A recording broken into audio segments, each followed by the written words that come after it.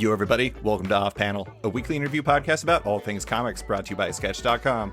I'm your host, David Harper, and this week's guest is the writer of Inferno at Marvel, Decorum at Image, and 3 Worlds, 3 Moons on Substack.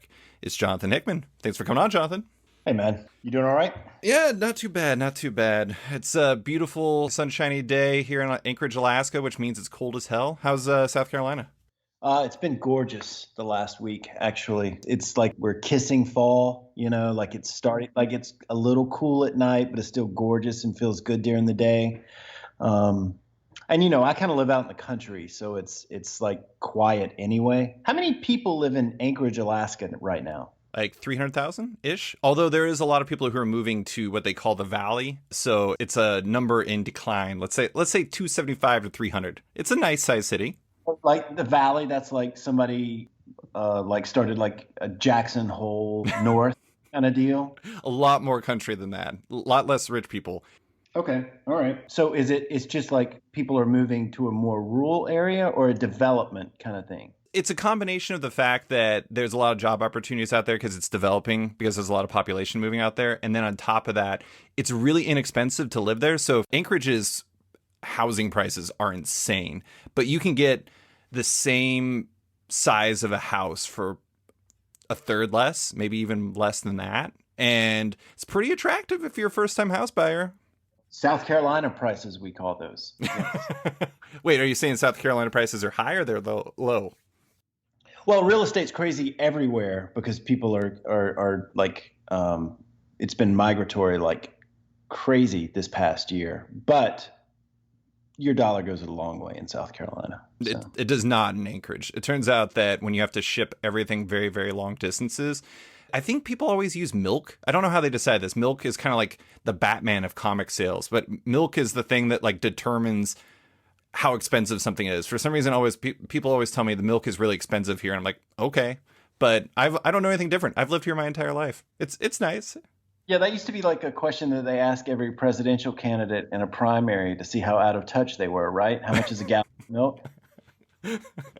Okay. No more South Carolina or Alaska. Let's get into the comic stuff. It's funny. We're recording this on Wednesday, September 29th. This is going to run in a couple weeks. The beginning of your X-Men ending began as Inferno #1 arrived today. How is launch day? Like, is that just like a usual day for you? Is that a thing? I actually logged into the Slack earlier today because I got an email saying that about the book being out today. I didn't even know it was coming out, which I know is probably like a terrible answer, but I had to check with Jordan. I was like, is Inferno 1 out today? And he said, yes. And I was like, are people screaming? And he was like, I don't think so. And I was like, all right, good deal. That's it. That's all I need to know. I mean, that's a super common thing in comics. I'll have people who did a graphic novel in like the book market, and they've been done with that book for a year and a half, and they're already done with their next book, and they're trying to remember what they thought when they were doing that first book, and it's like time traveling for them. Yeah, the first issue of this has been done a little while. It's been done in my head for a while, definitely. But yeah. But yeah, I mean, we're this is. All of the comic stuff has been weird at Marvel because obviously the pandemic year was tricky, but we're switching distributors in between issue 1 and issue 2 of Inferno. And so it's a little bit. Yeah. Well, okay, so we're not going to talk about Inferno for a bit. That was it for Inferno. I'm sorry, listeners. I'm sure you want to hear about Inferno stuff, but instead I want to talk about what you're talking about, this crazy stretch we're in for the world, for comics, for everything, and how that's kind of affected your view on things. Because, I mean, I'm sure Marvel is not the only one that's affected. How much did the last year and a half change your priorities or thinking about comics? Like, did it make you rethink things, or is it more of an accelerant for something that was already there? I don't know that. The biggest changes for me in the last year is probably not creatively related. Like it's, I mean, there's, I mean, don't get me wrong. I mean, I did that interview. I don't know whether you saw it or not, where I talked about like how I thought we were going to be going digital at one point, and I'm really excited about playing around with not having to, Spoil your own stuff. yeah, just the whole mechanics of surprise, Right. injecting surprise into the mechanism again, into the storytelling mechanism. But it's really weird. Like this pandemic year was, I probably wrote the least amount that I have written in a while, but I spent more time working on comics than I have in a really, really long time. That's interesting. And so it was really, really, really interesting. And I don't want to oversell it like I was doing the Lord's work or anything like that, But a big part of the X-Men stuff was, it was really, really important to me because of everything internally that was going on in the market and inside of Marvel, for like our creators to not feel like creating stuff that they weren't getting the wrong, that they weren't operating from the incorrect mechanism. I wanted to be a facilitator for it being. It's hard to write escapism whenever you're trying to escape. Mm-hmm. Like it doesn't work. Like when you're fighting for your life, it's not the best time to be writing for fighting for your life fiction. Mm-hmm. So, Yeah. and so I mean, I did a lot of uh, protecting my guys and making sure my guys had jobs and making sure we had books going and making sure everybody was, in a good place creatively. And I'm poorly built for that stuff, but I spent a lot of time doing it. And it was, kind of fascinating. Not what I'm good at, not what I am really paid to do, and all of that kind of stuff, but I felt it was a little necessary, and yeah, I spent a lot of time on the phone, David. Like I was talking to people about the books and about themselves and what they were going on and what they needed and all of that kind of stuff, and it just became a whole thing, And as a result, I'm normally a very, very selfish creator. I'm really, really interested in what I want to do, and only what I want to do. And I'm pretty committed to that vision whenever I start it. But, a whole bunch of stuff happened that just worked counterintuitively to that. And it just became a different thing. And so I don't know that it was good for my art or good for my books or any of that kind of stuff. May not even have been good for the line in a lot of ways, but it was the reality of the world that we were living in. It's been a kind of a crazy year. I don't know if you were paying attention or not, but A little bit. Yeah. I think the thing that interests me about the last year and a half in terms of kind of what we've seen from you is I've kind of felt what you're talking about, where it didn't really seem like, you've always experimented with the form of comics, doing your own thing with everything, whether it's creator owned or for hire. I mean, we've talked about the circles and like your love of circles and about how people yell at you for the circles at conventions and everything like that. But I sort of felt like we were getting a chance to see you and your collaborators get the opportunity, or at least try to do something considerably different with like the digital stuff you were talking about, with Three Worlds, Three Moons, with, I mean, even when you look back at Powers of 10 and House of X, it felt like you were trying to find different solutions to old problems. And I don't know, I mean, it's just kind of interesting to me because that this past year and a half, it seems like you're trying to find, with all those things that I talked about, ways to make this the non-actual making comic side, like the living your life, like the executing it, the connecting with fans, you're making it profitable for yourself, making it something sustainable. It seems like that's almost as interesting to you as the actual storytelling of comics. It sounds like to a degree that was by necessity, I guess. I don't know that I would say that I have had a good creative year. Like I would not give my art an A, or anything like that. Done some interesting stuff, but it's been the demands have just been different. Especially when at the top of the year, before everything kind of hit. I knew that I was going to be on my way out. And Hmm. so it also became about making sure that the whole thing was aligned to allow that to happen. Um, I mean, I can talk about that with some specificity, but I mean, it's just been a really, really. I mean, okay, so if I felt hard done by, like if I was angry about this, right? Like if Hmm. I was just pissed that everything didn't go the way that I wanted it to, I could see how I would have negative feelings about it, about some aspect of it. I certainly would. There's nothing that would make me have negative feelings about the people that I work with or the people that I've gotten to know. I care very much for them, and I'm super, super invested in their careers and their lives and all of that kind of stuff. But if you're talking about like just art, it would be really, really easy for me to be frustrated about it. But I don't have a negative. Um, I don't know. I think I've made a conscious effort to just not be negative Sure. anymore. I just can't. I can't do that any. I can't be a good dad. Can't be a good husband. Can't be a good friend if I'm just frustrated and angry at how the world is. And that's just kind of, um, morphed into a work philosophy that's probably a little bit different. But I don't know if I'm answering your question No, at no, no, all. no. Okay, so let me clarify. I look at it as an outsider. Again, this is completely as an outsider.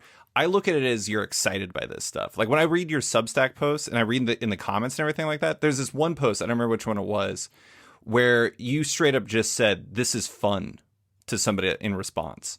And Oh, not that I don't think that you normally have fun, Jonathan, but it seemed unusual in a very good way. It seems like you're excited by this stuff. It seems like you're trying to find solutions and that's exciting to you. And I think that's awesome. It seems like you're kind of in this like, how do we do this better phase? And I think that's great.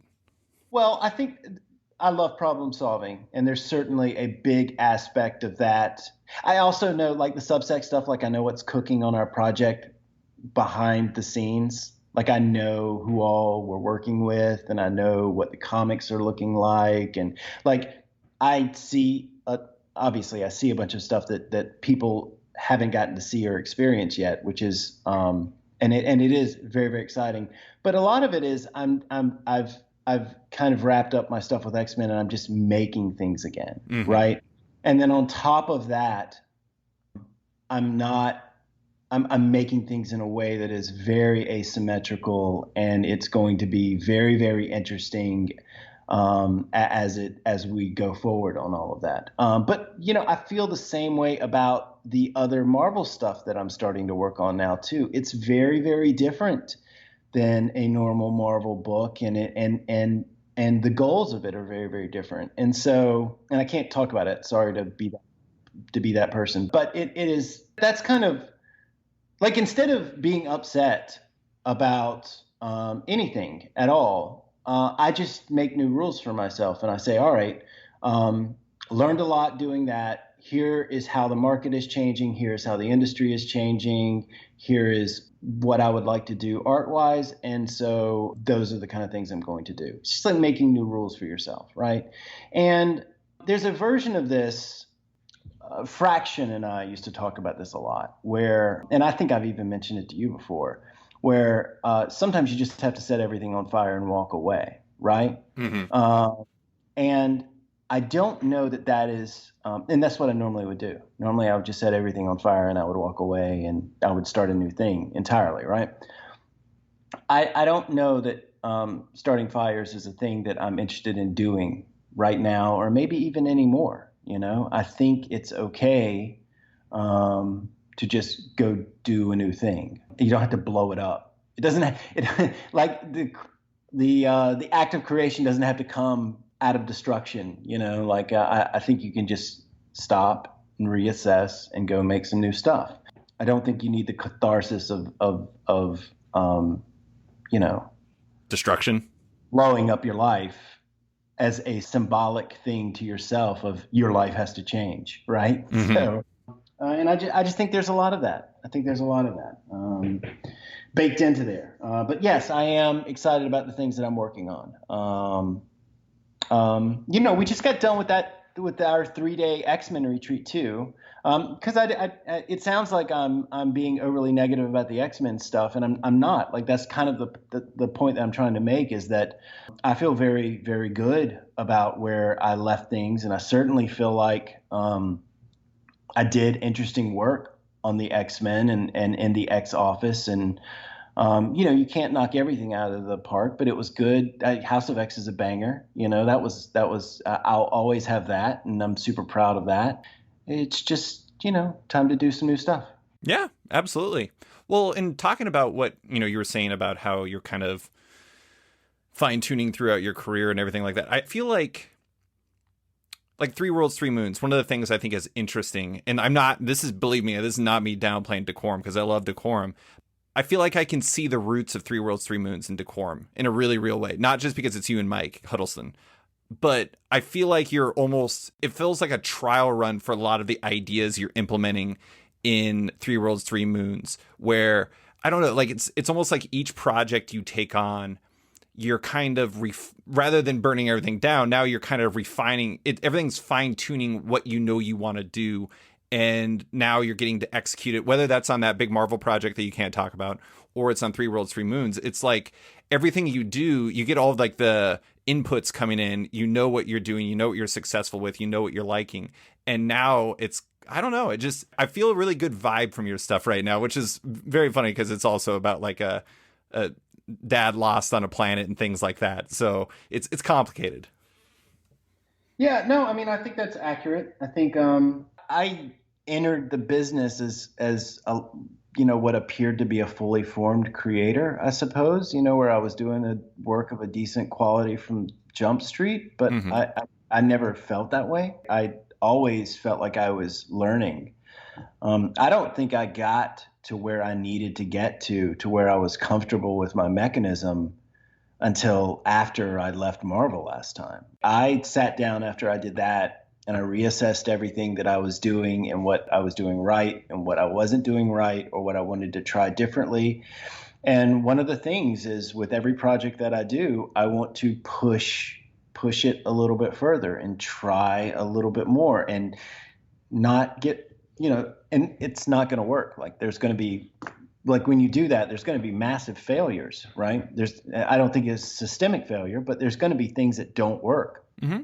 And the thing that you have to be able to do is be super critical of your own work and assess what you should keep and what you should throw away. And I think where I'm at now is I have a good idea of what I'm doing. I have a good idea of where I want to push, and the combined kind of mashup of my own trial and errors is getting ready to yield some really, really neat stuff. Mm-hmm. And there are things that I have not gotten to do that I'm very, very excited about doing here in the next year and a half, 2 years. And it's cross media stuff. It's like, it's not just about the storytelling. It's also about how we produce the books and, even what the size of the pages are. Like I have some ideas about that we're going to be implementing, and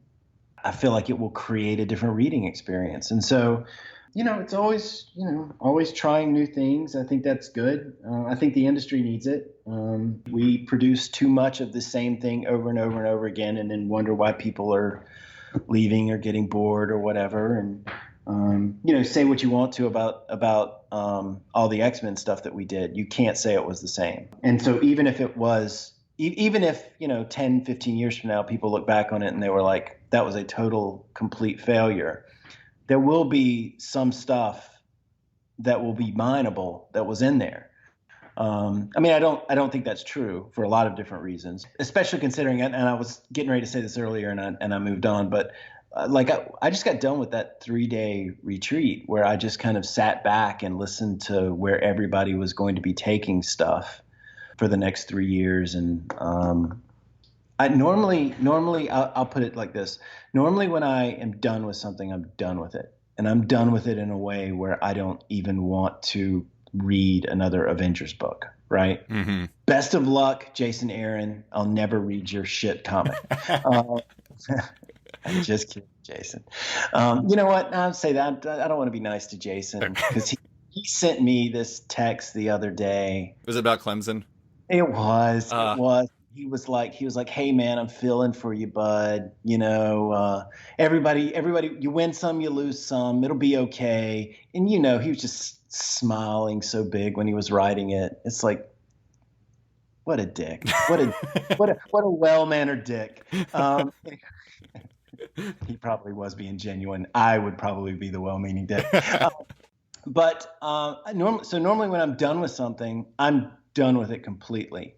I was sitting back listening to the X-Men plans, and I'd never experienced this before. Because I've been in a lot of Marvel retreats where I hear people pitch books. Like when I hear Fantastic Four pitches or Avengers pitches or whatever, I'm like, that's nice, like that's good. I like that. That's a story that should work, but I would never be interested enough in doing it to tie into it or something like that, right? And I don't mean that like in an event way, petty kind of way. I mean just like that's a good Avengers story, but I've done that, right? This was really different. This is the first time that I've listened to plans for something that I'm not going to be involved in, that I have just finished doing, where I was kind of like, God damn, I kind of wish I was going to be able to write some of this stuff because it's really, really tight. mm-hmm. And that's the other thing, like that I probably should say, since we're talking about like skip year and pandemic year and what it all meant. We shifted almost an entire year. We punted. Punted is probably the better way to put it. But we had to basically spend 9 months, it feels like, doing stuff that was off plan because of the way everything happened pandemic wise. Right. And I don't mean like there was a plan and then we just decided to not ship books. I mean, there was a plan, the pandemic hit, the stores had to shut, Diamond shut down. Because Diamond shut down, it meant that Marvel was pausing a bunch of books. Because Marvel paused a bunch of books and none of them were X-Men books.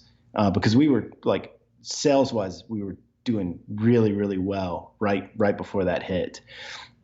And none of our books got paused. The only thing that wasn't going to happen was Children of the Atom, because it hadn't launched yet, and launching books wasn't something that Marvel was going to do after they'd paused like 40% of the line. Mm-hmm.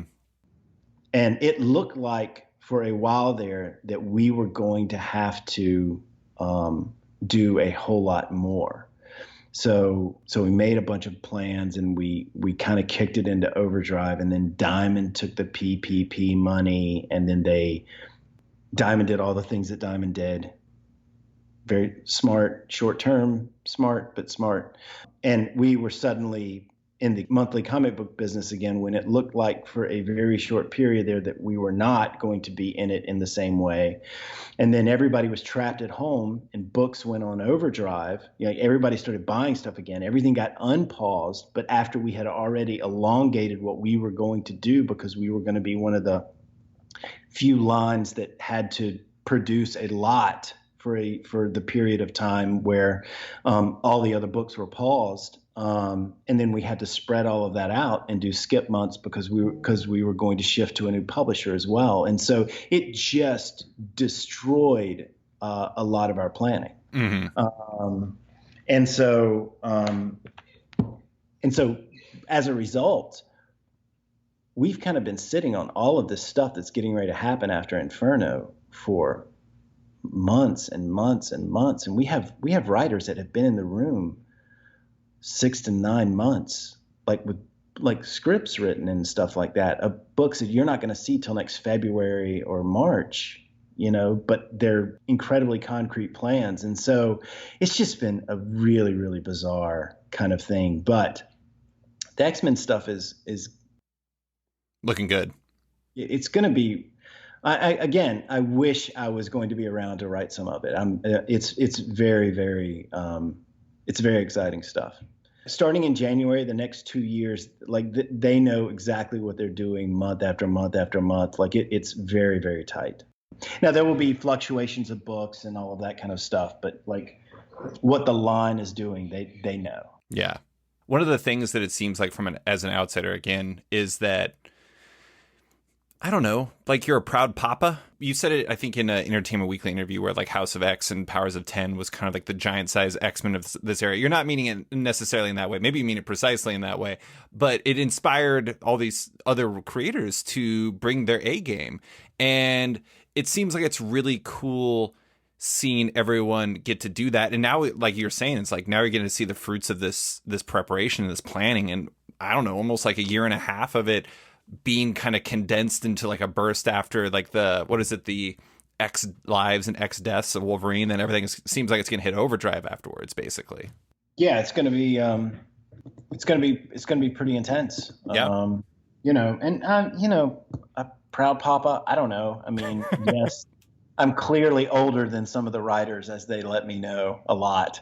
But I mean, I'm pretty diehard when it comes to siding with the creators over the company. Anyway, Yeah. like that's a thing that I love the people at Marvel, and I have very good relationships with them and all that kind of stuff. But one of the reasons why I've done really well there is because I've never been under any illusions of what the relationship was.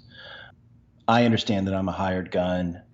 They understand that I understand I'm a hired gun, and it makes everything just work a whole lot easier because of that.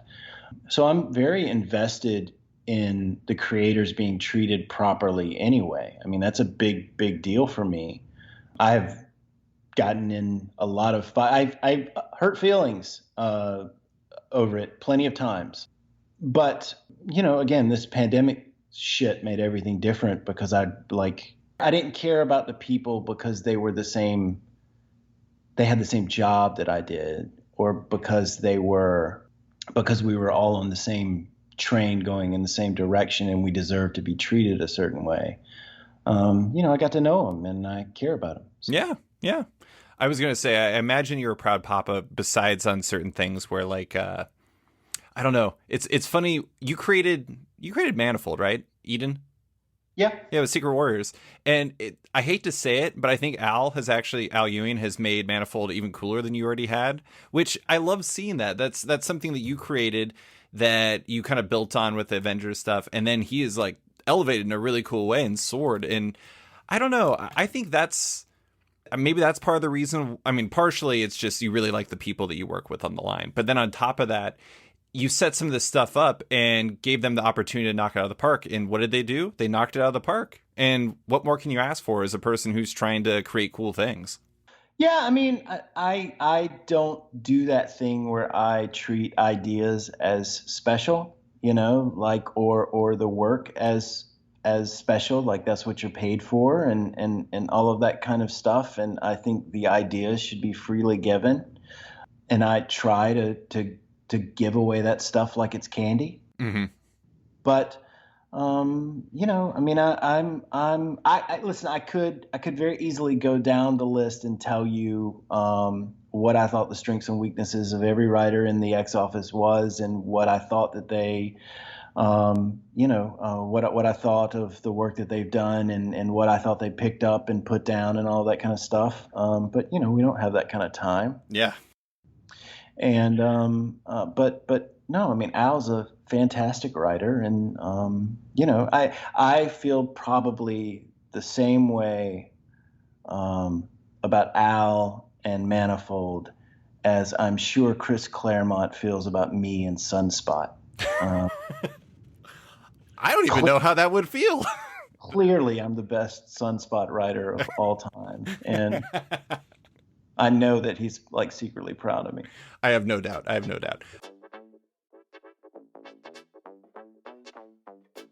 And now, a message from Bad Idea. Bad Idea is over.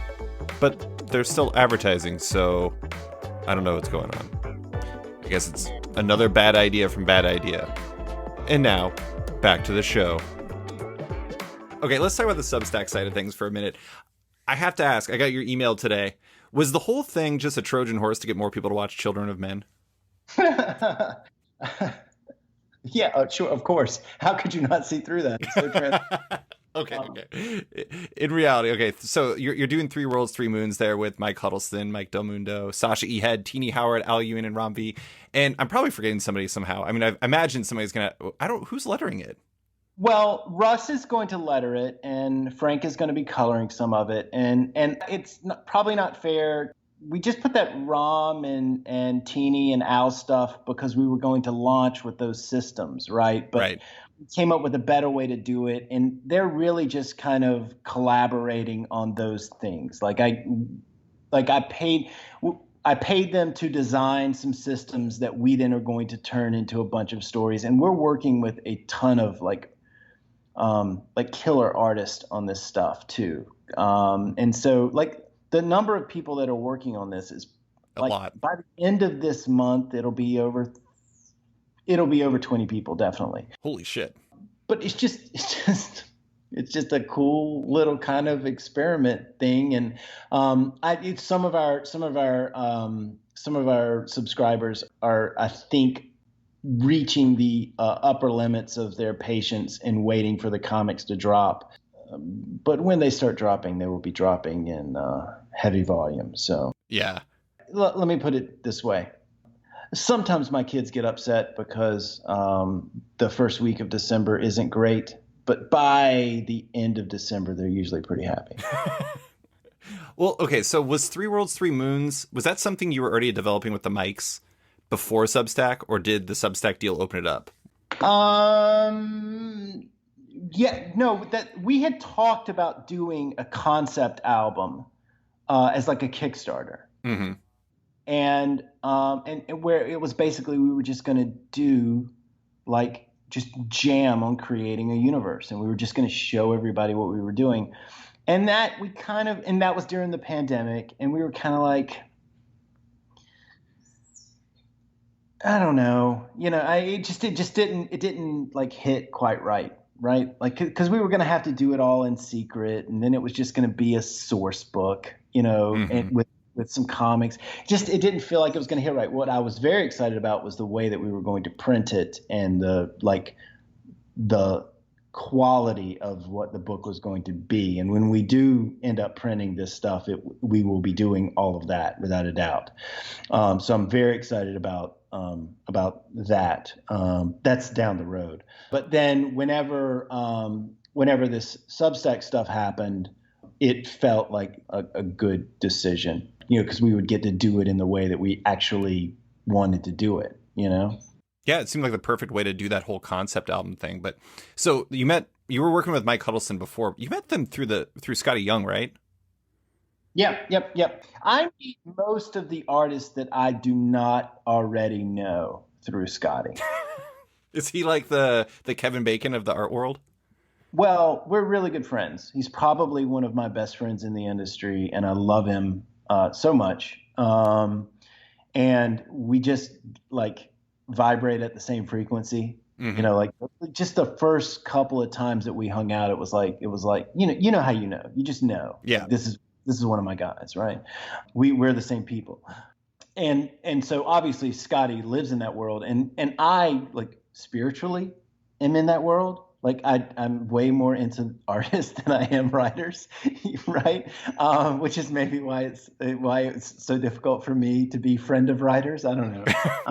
This is why Jason Aaron sends you texts about Clemson. Sure. This is the barrier that I had to breach with the X-Men writers, right? Yeah. But that's the shit that I love about comics. The visuals, Mm-hmm. right? Like the beautiful books. And Scotty, just because he knows like what I'm about and how I like to make things and all that kind of stuff. He's like, years ago, he was like, who you should work with? I was like, who? He's like, Mike Huddleston. I was like, yeah, Butcher Baker. Just rattled off all the stuff that Mike had been doing, and we had a dinner. Me and Scotty and Mike had a dinner at Heroes Con in Charlotte one year, and we were just like, yeah, let's do a book. And it's one of those things where it was like, well, what's the book about? And I was like, Mike, the book is about letting everybody know that you are a beast and that this is you dunking all over the place. Like that's the point of the book. And he's like, what do you mean? I'm like, your people don't know how good you are. Like this is a in the Church of Comics, this is a sin, and we need to correct that. You know, So you're the guy who throws the alley oops, and he's the one who's dunking it. and it's very important. And the other thing is that like creatively, like the process with Mike is, and Mike has a fully formed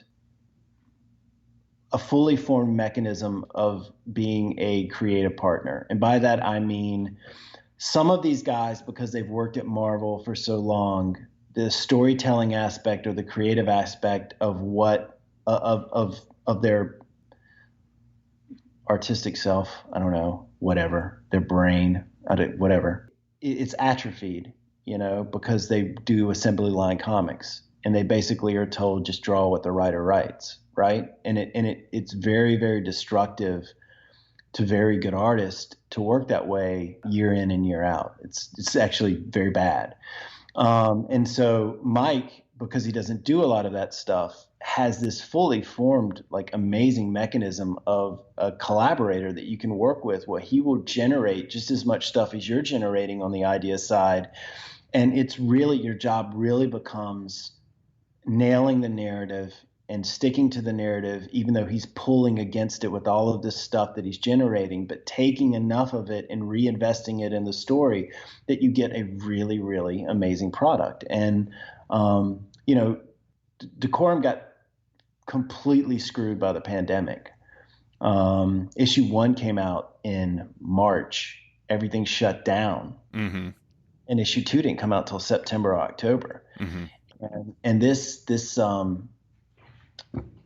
you know, this was supposed to be like, one of the things I pride myself on is I make money for my partners. Like if you do a book with me, you're not, outside of very rare instances, you're going to have a uptick in your quality of life because your book is going to be successful and you're going to make some money. Mm-hmm. It's very important that I make money for my partners. Like it's a very, very important thing for me. And we, like, Decorum is a failure in that instance, even though that's a brilliant piece of art and Mike just did amazing work. You know, the writing's mediocre, but everything else about it is amazing. Mike did not get paid off on that. And so that was another thing that when Substack, this thing of venture capital money and tech money coming into the IP marketplace isn't going away. Like Substack is the first one of these. This is like getting ready to be this is getting ready to be a whole thing. And everybody knows it. Like everybody knows it. And the pandemic stuff exacerbated everybody's attitude about, all right, it's time for you guys to fucking pay us. You know, like it was one of those things. And that's where a lot of creators are coming from on this stuff, is like enough with this struggling stuff. Let's make some money and be able to do good art, right? Right. But whenever, you know, I got a deal put in front of me, I was like, I can make Mike whole, and I can make Mike Del Mundo whole, and then I can take the rest of the money and just go hire the best artists and occasionally some writers and pay the best rates that I possibly can. So the Substack deal for me was a way for me to get 2 artists really, really taken care of, and then create a pool of money that we could go hire the best people in the industry to come jam on this concept universe that we wanted to make. And so that's what we're doing. And that's part of the reason why I'm so excited about it, is that, you know, I'm not going to drop any names here, but I could call up superstar artist X and be like, hey, can I interest you in coming and doing in 5 pages, 10 pages, 20 pages, whatever, right? And I can pay you this. And they're like, yeah, hell yeah. Because, you know, that's double my DC rate or whatever, you know? Right. And so we're just going to have this amazing, amazing product that is really sharp and is creatively fulfilling because, and you know, getting the money to where the money should go, which is into the creators that work really, really hard on this stuff. Yeah. So, I have to say, and no slander to your work, I'm not going to call it mediocre like you would, but I will say my favorite post by far so far on the Three Worlds, Three Moons Substack have been like Huddleston's breakdown of Dr. Bayar's home, yeah. like the initial image and how it implies like there's like so much story and background even before you even get to it, just in what he does, or like Del Mundo's designs for like the breathing situation when he's on like that other planet, and like how it kept evolving and evolving as you two were talking and everything. I love both of those guys. Huddleston is, I mean, his stuff on Decorum was, in my opinion, by far the best art last year in comics, and also still this year, but it's obviously coming out at, slower. And then Del Mundo, I mean, I just did this big career retrospective with him on his cover art, and I've always felt like he had another gear in him, like something waiting, a project that was going to ask the right questions out of him. And it feels like the cool thing about what you're doing is this offers them the opportunities that they might never get to with normal gigs, and they become, I don't know, like the fully evolved artists they're supposed to be. Well, yeah, I mean, I don't want to take any credit for them being as good as they are. They're the amazing talent. Yeah.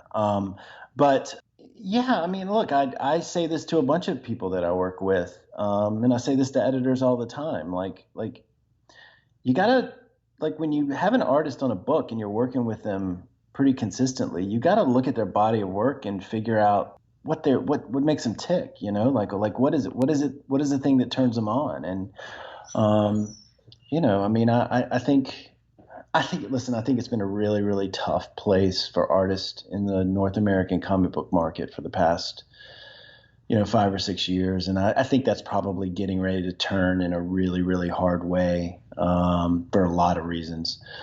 I mean, I try and set those dudes up. I mean, actually, Mike Huddleston we just sent the last issue of Decorum he just finished today. Nice. So today is the first day that he's actually been full time on Three Worlds, Three Moons. And the same thing is true for Del Mundo. He finished his outstanding work Monday morning. And so he's now full time on it. So you're getting ready to see we're all so tired of this Jonathan Hickman bullshit. So finally post from the people we really want to hear from. Exactly right. The warm-up act is about over, and very excited for the main event. So you're the opener and they're the headliners? It looks like it. I did read that you're not just doing Three Worlds, Three Moons with them. You formed a company and an art studio with them. I thought that was really interesting. Did that precede Three Worlds, Three Moon, or was it just kind of part of the whole thing? No, we figured out the structure of what we wanted to do and how we wanted the next couple of years to go and how it all needed to be. We tried to handle our business like adults. And so, yeah, we formed a company and all that kind of stuff. So that seems reasonable.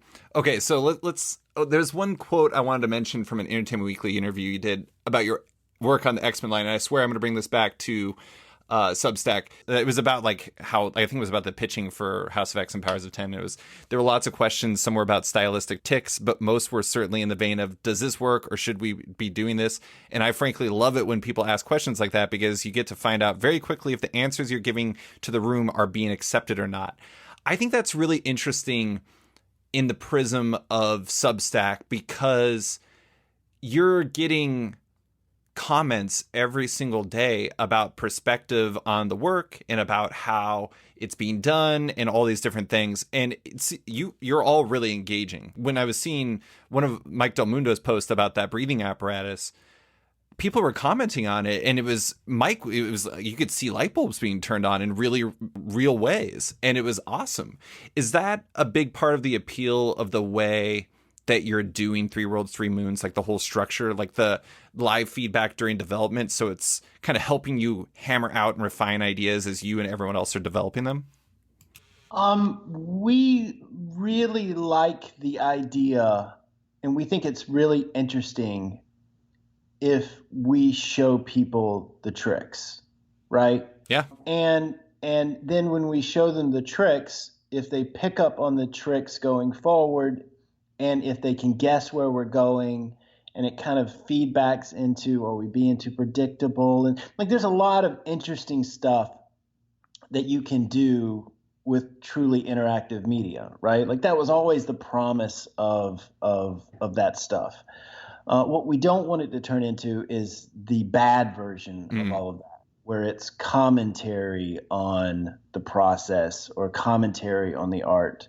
That's not what we're going for. And so as long as it stays in a creatively good place where it's, and I don't mean commentary in like, how dare you say you love this, you motherfucker. I don't mean that. I mean the negative version of it that that we're perfectly aware exists in most social media circles, right? And so as long as it's not that and it's additive and not destructive, then I think we can build a really, really cool place. And so part of that's on us to police it in the right way. Like if somebody's like, it doesn't really matter if you've paid your money in. If you're destroying the process for everybody else and you're ruining the fun, then you just don't get to play. We haven't had any of that. And I'm guessing that as long as it stays the way that it is, it will only get larger. Now, I'm sure that there is a container size that we don't want to get to. Not interested in having 1 million subscribers. I am not interested in that experience. And I think there's an argument for what we have this conversation amongst creators all the time. Like what's 5 years look like from now, right? And a lot of us are arguing maybe it's you have 5,000 customers and they're your and that's the size of your group, right? Are you comfortable just making art for 5,000 people after you've done books that sold hundreds of thousands of copies?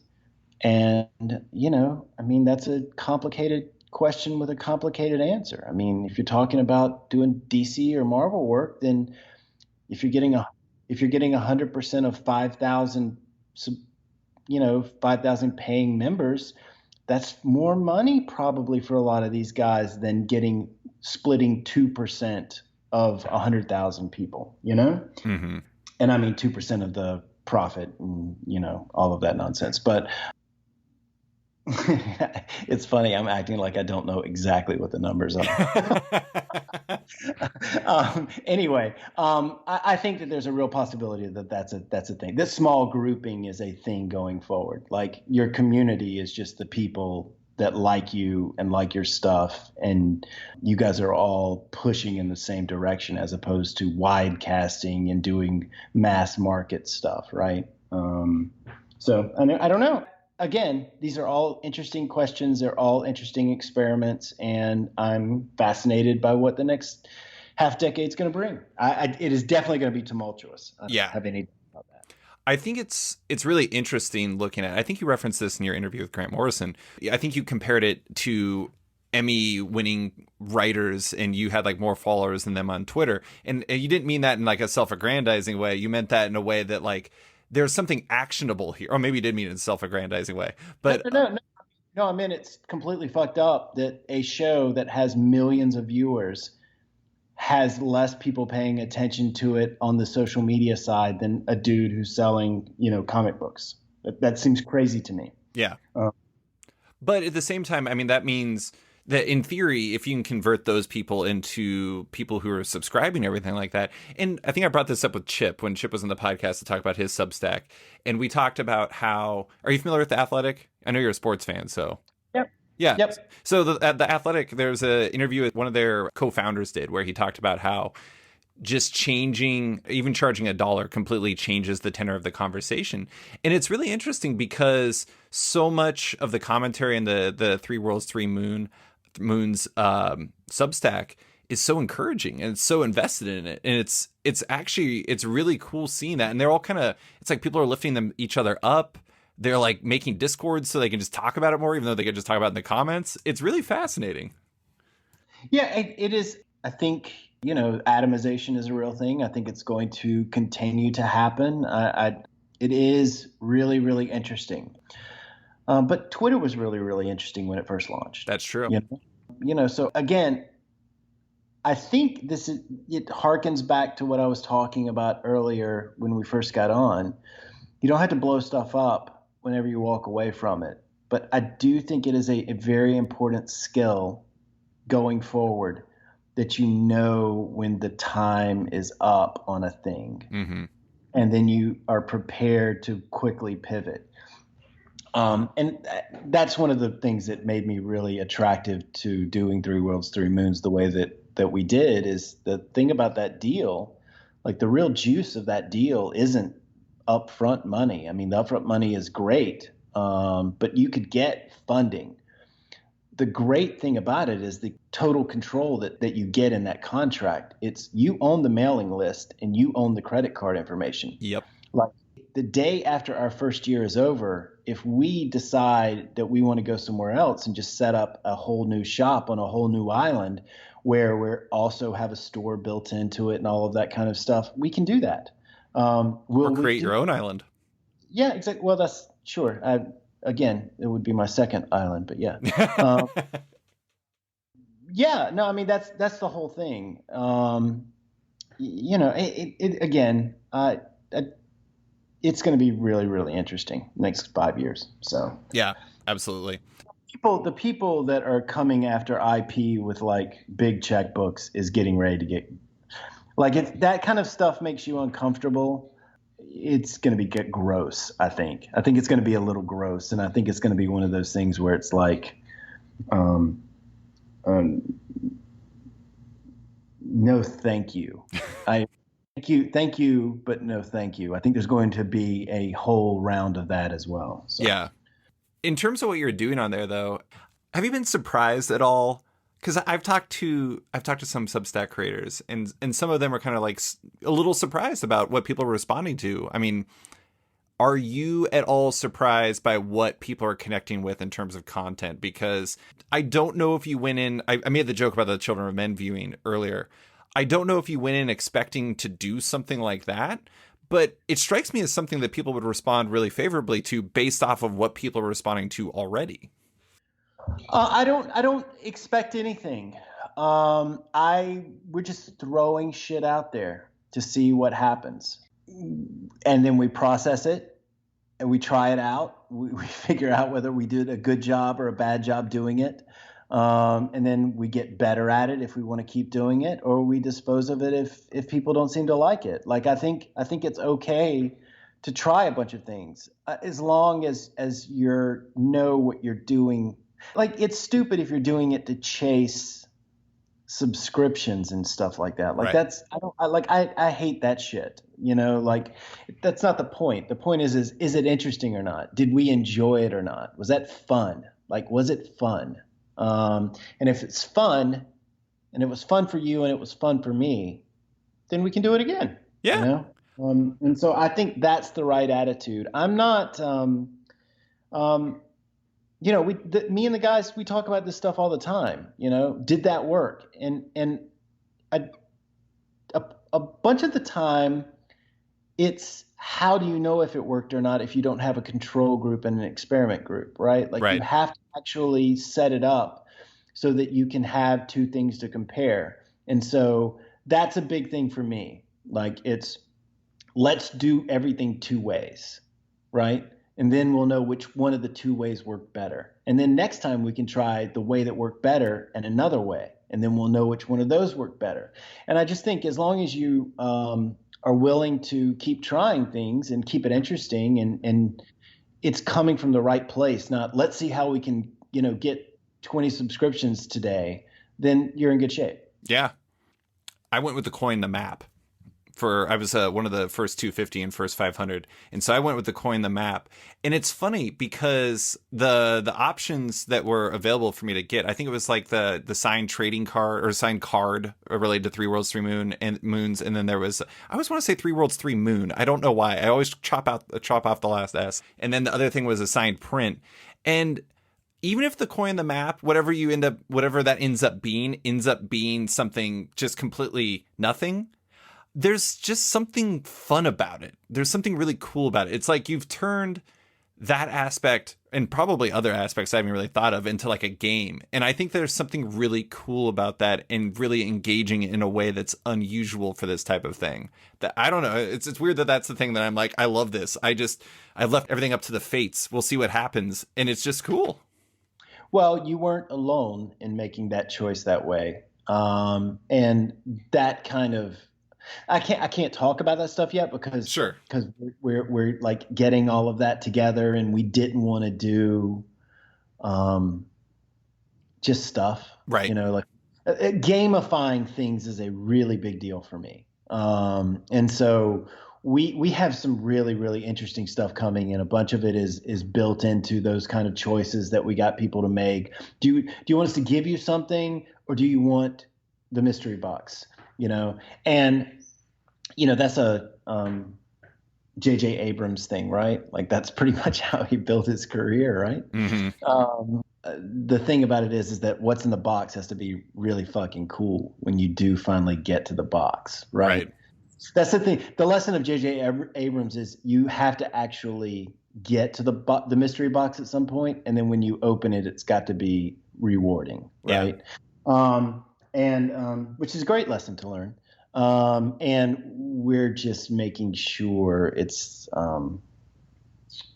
fun. Yeah. So. Why is it that gamifying interests you so much? Well, I mean, that's the ultimate form of interactivity, right? Right. Like that's like if you're talking about building community and you want it to be a community, then it can't just be about me. It can't just be church.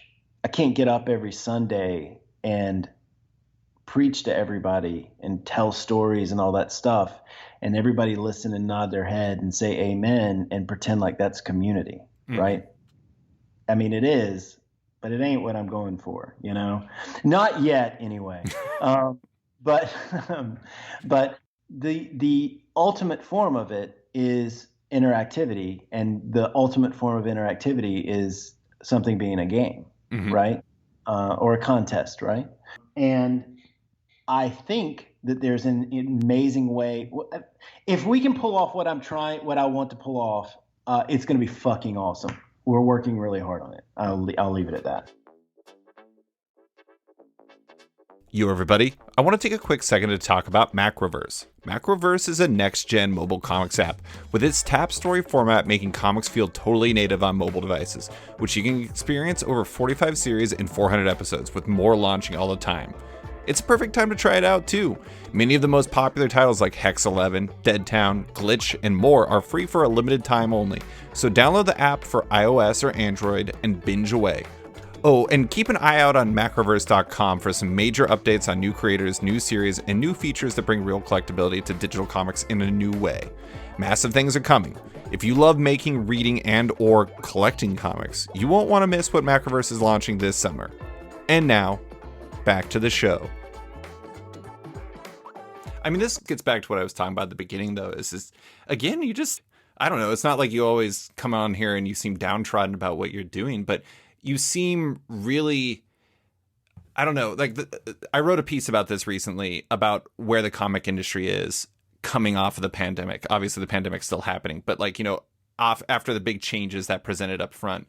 And to me, there's two choices. There's my reference was you could, the treadmill broke. You could either remake the treadmill exactly as how it is, or you could build something else entirely. And I think there's a lot of people who are interested in building things entirely different. And it seems like you're kind of in there and you're having a lot of fun with it. And I know that's partially just because you can throw those alley-oop passes to Mike and all the other artists. But I don't know. It's really cool hearing how jacked you are about this. This is great. Well, I mean, I think the comic book industry is at an interesting inflection point. I think that I think it's going to be a very, very tumultuous next couple of years. But I think that breeds opportunity. And absolutely, if we're being completely honest, almost all of the things that people are upset about in the comic book industry come from it being a niche of a niche market, which is what the industry did to itself with the direct market. Mm-hmm. People like the movies are mass market, the comic books are not, right? That's a disconnect, right? You should be able to buy the Iron Man book you want to buy. You should be able to buy the Superman book that you want to buy. And the problem is that we have shrunk and shrunk and shrunk the direct market, and we have bad business practices to the point where we're not even focused on. One of the things I'm most proud. This is going to sound like a tangent, but I'll bring it back around. One of the things that I am most proud about the X-Men line, if I had to say, Jonathan, you only get to pick one thing that you actually can call a positive of the whole experience, I would say the most fascinating aspect of it is what our digital numbers are, which is something that no one ever sees. Like it doesn't appear in the market at all, but we are significantly higher as a line than what is normal at Marvel, to the extent that it's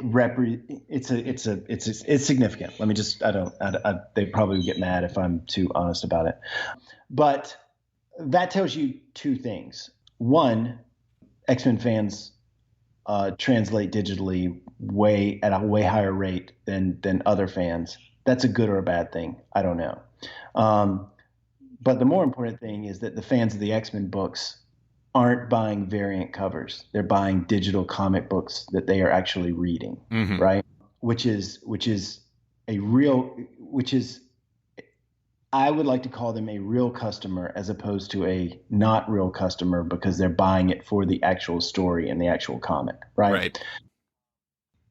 And that right there is what informed a lot of my ideas about digital, which is there is a experience that we have somehow created that makes it, and it's for all the books. It's not for one X-Men book, right? It was for the entire line. That was what was fascinating about it, is that it somehow skipped over the direct market, right? It's not reflected in the direct market at all. And the same thing is true about those trades that we did. Like, I wanted to do Shonen Jump for the X-Men line. I wanted to do cheap, disposable trades that were the Like each issue is a chapter.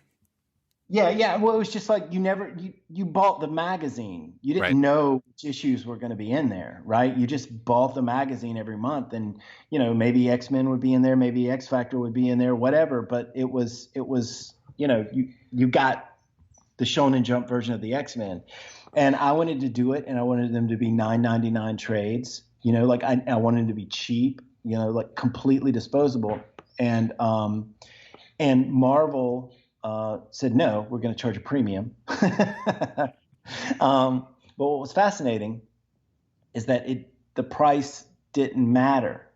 Those things are crazy successful for what they are. Right. I thought they were going to fail. As soon as they told me what the price was going to be, I was like, damn it, that sucks, because I really wanted to try this experiment and see if it would work, right? But it did. Now, I think it probably would have worked even better if we would have made it the truly disposable version of it. But there are people who only read the X-Men books digitally or in those trades, and that's fascinating. Those things, that is not reflected in the sales or the normal manner in which we do North American comics. And so I think that I think that there are a lot of things that would work that we do not do, and we do not give a chance, because we've just decided that we're just going to make comics as fast and as hard as we can, and we're going to do a shitload of variants. Mm-hmm. And I think it's going to break. And I think that it's not good.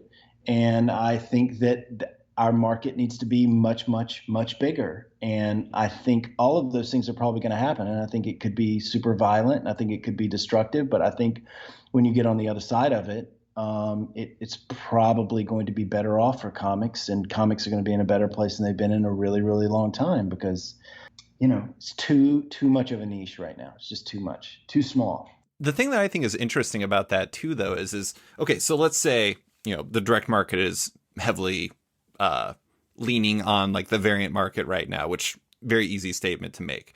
But all of what you're talking about does not conflict with that. That's all additive. That's like your additive, not destructive. Although part of it, I guess, is destructive if you're talking about the variants. But the additive part, those trades, doing those trades where it's like the Shonen Jump style, digital, those are effectively new money. Those are new readers. Those are readers that would not exist if you only said you get this one flavor and that's it.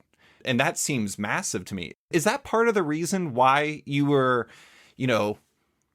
interested in taking the entire line digital if things didn't work out during the closure of Diamond, or was that at least in part by necessity? I can't talk about that stuff with too much. There's a lot of like not public information in regards to how all of that went down. But Sure. The reason why I wanted to kind of do a line of books, and listen, I made mistakes. Like there, I absolutely made mistakes. And if I had to do things to do over again, I definitely would do things differently. I think Marvel made some mistakes. I think we were trying new shit, which is the whole point of the exercise. But we learned a lot, and a bunch of it is just completely invisible to most of the market and to people who talk about comic books and talk about whether or not things are profitable. Like when the X-Men line was really cooking before the pandemic, we were crushing it on 3 fronts, and 2 of them no one had any idea about. Right. And that doesn't even get into what we did on the hardcover side. Of the 2 hardcovers that we've done, House of X and that Ten of Swords hardcover, Mm-hmm. it's crazy. It's crazy what those hardcovers did. Mm-hmm. So to the extent where I wish I had a better deal. You made a huge mistake. I think it's interesting. I was going to bring up how I read in an interview that you originally envisioned the X-Men series as almost like a Krakoan travelogue, and how it would be like a launch pad for Marauders and all the other books and stuff like that. Yeah, that's probably the thing that I should have fought more. I should have been like more difficult about that. I think it's interesting though, because, okay, so I was going to say, like, originally I was going to talk to you about how, like, I don't know, it feels like a lot of your instincts and preferences as a storyteller, but also as like a person who's making comics, kind of come into conflict with the way the direct market comics tend to work. You're having to like balance yourself out between what you think things should be and how things are. And that's always, a tough position to be in, but you don't strike me as the type of person who has a problem being in a tough position and trying to come up with hard answers. But it is. Well, I mean, listen, I'm also incredibly pragmatic when it comes to that stuff. Like the reason why I get a lot of the rope I get at Marvel is because I make money for Marvel. Right. I don't get lost in trying shit that we aren't profitable. The books aren't profitable. Mm-hmm. And so that just gives you a little bit more rope. Like, and so anyway, go ahead. I didn't mean that. No, I was just going to say, I think it's really interesting though, because even I do think that the way that you originally had planned it would have been more effective at rolling those out. I mean, obviously that's a what if from a company that loves those, but at the same time, I do think that is one that would have played out. I do think though, because you had so much momentum coming out of House of X and Powers of 10, and because the power of FOMO, fear of missing out, for listeners that don't know, is so strong, I do wonder if that energy coming out and all the hashtag X spoilers and all that stuff like that, maybe, I don't know. I mean, again, another what if, maybe you needed that for those Shonen Jump style books to become what they were. Maybe you needed that to keep like the digital growing. The momentum was necessary. I don't know.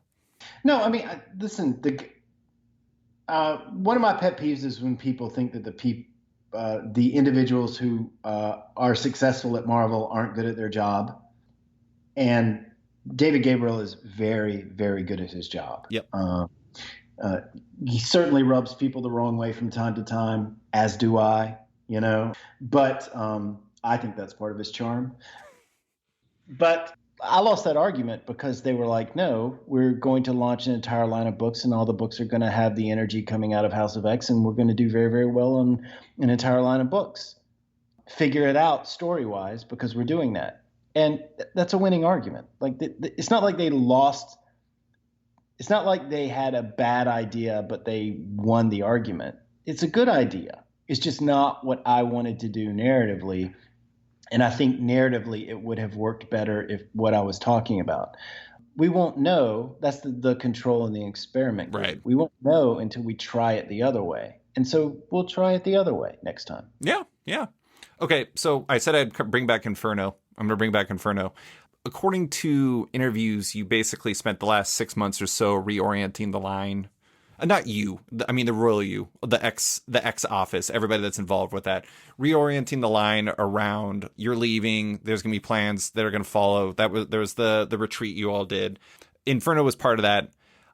Was Inferno or like elements of Inferno part of your original plan, or was Inferno kind of more about setting up this new world order that's still to come? There's nothing in Inferno that wasn't already going to happen. Mm-hmm. Like it's not new in the sense of I had to come up with a whole new thing. There are questions that are asked in House of X and Powers of 10 that have to be answered. Absolutely. Like it's inevitable. Like it's not, you can't come onto the line and write about that stuff and write those books and those answers not eventually come to a head, right? I mean, there's a lot of volatile chemicals that are being mixed there, you know? And so the questions are going to be asked and answered. They have to be, right? The me of it all comes into Marvel pays me too much to write a monthly comic book, and if I'm not writing events also, right? You're the big stories guy. Yeah, and so I need to go because it's very important for me to make money for my partners, be they individual creators or the company that is paying me.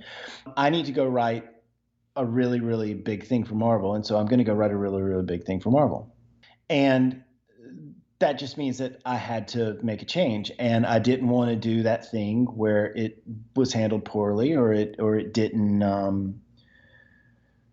I wasn't setting up people to succeed and all of that kind of stuff, and so we did it the right way. The difference is that we felt like we had to talk about it because people would, like, if I just disappeared one day, it would be crazy. The kind of shit that people would say, right? And so we felt like it had to be addressed. And so since we were addressing it and all that kind of stuff, I was going to do an exit series, and the exit series was going to be a big pivot point. Some stuff has absolutely changed because better ideas have come along. Mm-hmm. The questions still have to get answered, but you can, there are a lot of different roads that lead to the same place. And some of the new stuff is just really, really good and really, really smart. And I'm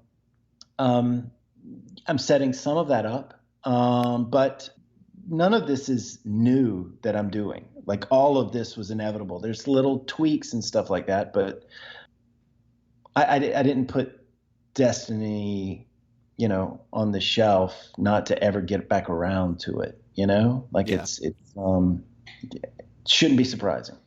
Yo, you don't strike me as somebody who makes big plans or big story promises and then is not going to go and pay them off before you leave.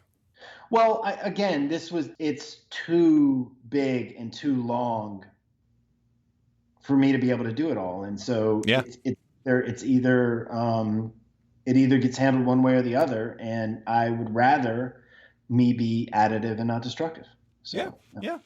I think it's really interesting. I was trying to, my wife does not read comics, and I was trying to explain to her about the situation. Like, you're leaving the X-Men books, but it's like, it's not really a conclusion. So like, here's a good example. Dan Slott, he had his very long run on the Spider-Man books, and it ends with, Spider-Man becoming or Peter Parker and becoming Spider-Man and all that stuff again. He went longer than that, but he paid off all those stories he did. And then when he left, there was like a new situation for the next person to take on. I think it was Nick Spencer that followed him. For you, your situation is still going. Like your ending isn't really an ending. It's like you have a ... at the end of it. It's a periods of ellipsis is waiting for everyone. But this is kind of weird. It's obviously not a conclusion, but did you write Inferno as a conclusion to your time on this line, even if it's not ending in reality? Does that make sense? Yeah, it's not commentary. Yeah. Like it's not, it's part of the story. I'm telling my part of the story. There's no, I hate that shit. Like I can't stand it when people write about other books in their books and all of that kind of stuff. Like it's like, look, tell your story. You know, Yeah. I'm not talking about an inside joke or something like that. Like that's different. But commentary on the X-Men line from the guy who's leaving the X-Men line secretly embedded in this, you know, yeah, no. No, I don't think that's not what I meant. Actually, I meant like. Well, just in case you did. Okay, just in case I did. I just meant like I don't know. I mean, it's just weird because it's like it's a conclusion for you, but it's not a conclusion for the line. So I guess it's just I don't know. It's just a transitional space. It's like setting up what's next while also paying off those things you did before. Basically. Yeah, I mean, there's some payoff. There's some new questions. Like it's not meant to be a conclusion to anything. It's supposed to be a big pivot point for the line, and you know, a vehicle of change. So yeah. You know, speaking of commentary, I did like what you had to say in an interview you did with AIPT about how you're like intentionally steering clear from mutant stuff in the future because you don't want it to be anything you would do, as you said, would be read as commentary or as you writing over everyone like you were the one that mattered above them. And I mean, I think that, I don't know, that's a good thought because that's 100% how people would take it, even though you probably wouldn't mean it that way. You know, I played a lot of team sports. I understand the mechanics of how a team works. You know, I don't like it when people don't play that way, unless, you know, they're being 100% committed to their vision, you know, because this is art and all of that kind of stuff. And there are absolutely times when I would never compromise on what I was doing, no matter what, because I was super invested in doing what I was doing. I was definitely, when I was doing Fantastic Four, there was zero interest in. I love Matt Fraction. It hurt me to do that Ben Grimm Hammer stuff. Whenever Ben went away for 2 issues, you know, but I did that because I love Matt. But beyond that, there was none of that in that Fantastic Four stuff because, you know, I just wasn't going to compromise. As I got more successful at the company and as I was on the other side of it and writing events and, you know, just the pain in the ass that those are and fun, you know, your perspective changes. And I've done, you know, I'm not to sound bad or anything, but I've done seminal runs on books. Everything doesn't have to be a seminal run, you know. It's okay to try different things. And this is, you know, this is the experiment here was, can you do an interconnected line of comics that, you know, spans a particular story over a particular period of time? And I'm doing my part. Yeah, you're doing it very well. All right. So to close, I wanted to, this is kind of something we've touched on throughout this, but I imagine you learned a lot from this stretch working on the X-Men, you know, both in what you had to do behind the scenes, but also in the stories you were telling and everything else. What's the biggest thing you learned from your time on the X-Men? Either, like I said, either from a creative standpoint or from just a how you want to do things one. Is there something you're going to be carrying forward as like this is what you want to do with your work because of what you learned there? I don't know. I mean, it really depends on what you're talking about in terms in what it's in relation to. If you're talking about how I want to do things at Marvel, that's different than what I want to do as just a creator, right? Like those are there's completely different lessons there. And so, but if you're talking about just as a creator, It's really, really difficult for me to separate the X-Men stuff from the time that the X-Men stuff came out. Yeah. I will say this is probably the answer that works the best with what you're asking. The difference between when I left Marvel at the end of Secret Wars and then when I came back, the difference in how difficult it was to make a comic book it's shocking how much harder it is to make a book now. And there are lots of reasons for that. Some of them are acceptable, some of them are completely unacceptable. But it's a reality. Like everybody that's been around that long that I talk to about it, like we're all hyper conscious of it. And all of that happening along with the world kind of disintegrating a little bit has really, really reinforced how important it is to do this stuff like it's a gift, Mm-hmm. like it's a privilege isn't the right word. A gift is the right word. Every bit of it should be cherished. But it's a surprise that you get to do it. You should wake up every day shocked that you get to do this, and it should be done with absolute joy. And I fight tooth and nail every day to have the right attitude when I'm doing this stuff. And that is probably the biggest change for me, is that I just ignore all the noise and ignore the world and ignore the business and ignore everyone else and just focus on me having the right attitude and understanding that the world desperately needs a certain type of fiction right now. And that's the kind of stuff that I'm going to be doing going forward. Like I'm super, super committed to it. And I think that's probably what you're picking up on in the Three Worlds, Three Moons stuff, is that this stuff has to have some joy and some hope and baked into it. It's really, I've written a lot of postmodern books. I'm not going to do any of that for a while. I think we can do better than that now. And so, I think that's probably the biggest thing. Yeah. Yeah, it makes sense. I mean, I think that is what I'm picking up on Three Worlds, Three Moons, because there is a lot of joy in it, and there's a lot of not just in the comics themselves that you've done so far. Like I really love the first story, even though it ended very sadly, like the bedtime story to Dr. Vayara's son. It's just like there's a lot of joy in that. Part of that's the mics. The mics are treasures. They're geniuses. But at the same time, it feels like you all are you're vibing with it in a way that's really fantastic. But I do have to ask, that was a good ending point. So of course I'm going to keep going because that's what I do. In what way is it harder? Is it just because of like the way of the world, or is it just everything? Well, I'm definitely not talking about the volume of the noise from the audience. Sure. That's a real thing for a lot of people. I've never felt that quite the same way. I mean, it's ugly and it's irritating and all that kind of stuff. But I'm talking about just how it feels like we're living in a time of systems breaking down. Mm-hmm. And that extends to the way that people work together and the way that people communicate. And it's almost like talking to people in a supply chain, right? Like if you think about comics like an assembly line process, like there's a big part of this that is about clear communication of what is expected next and what is needed next. And just even at a primal level, it feels like that we're not able to do that. Yeah. To just communicate clearly. And it's it's the whole thing. There are less printers. There are, I would argue that DC and Marvel's primary job is the acquisition, the nourishment of, and the retention of talent, period. That's the whole job.